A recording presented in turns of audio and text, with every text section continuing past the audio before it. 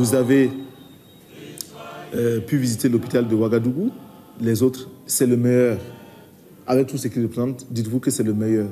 Ou, si vous voulez, c'est le moins mauvais. Ailleurs, c'est pire. C'est pire. C'est dramatique.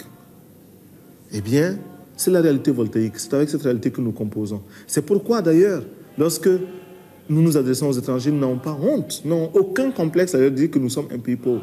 Lorsque nous sommes dans les organisations internationales, nous n'avons pas honte, nous n'avons pas peur de prendre la parole et de bloquer les débats pour discuter en faveur de la réduction des cotisations, des contributions des États pour $1, $2 de réduction. On se demande, nous savons que cela irrite bon nombre de délégations, mais lorsque ces délégations sont capables de jeter par la fenêtre des milliers et des millions de dollars, elles ne peuvent pas comprendre nous autres, les voltaïques. Nous n'avons pas honte.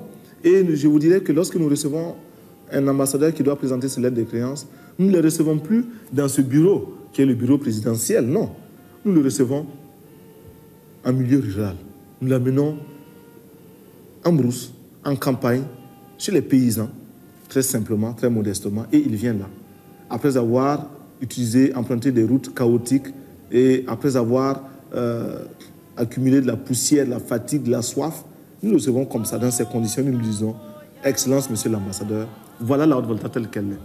Si vous voulez composer avec cette Haute-Volta, c'est avec elle que vous devez composer. Ce n'est pas avec nous qui sommes dans les bureaux feutrés. C'est que nous avons un peuple qui a lui aussi sa sagesse, son expérience. Nous avons un peuple qui sait aussi redéfinir une certaine façon de vivre. Ailleurs, on meurt d'avoir été trop bien servi.